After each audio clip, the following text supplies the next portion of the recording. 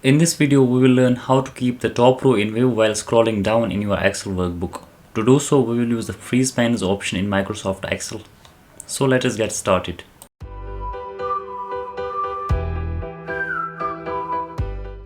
Many times what happens is that you are working in Excel, and when you scroll down in your Excel workbook, you lose track of which column represents what, because the column headings are no longer there when you scroll down.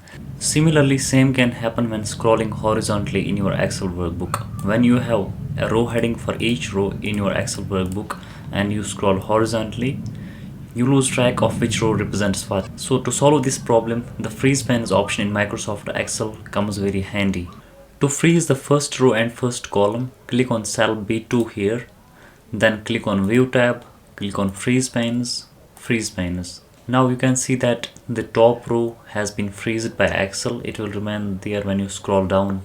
Similarly, the first column has been freezed by Excel. It will remain there when you scroll horizontally. Now what if you want to freeze first two rows and first two columns? To do so, you have to select cell C3, which is at the intersection of third row and third column. Then click on View tab, click on Freeze Panels, Freeze Panels. Now you can see that Excel has freezed first two rows when you scroll vertically, and when you scroll horizontally, you can see that Excel has freezed first two columns here.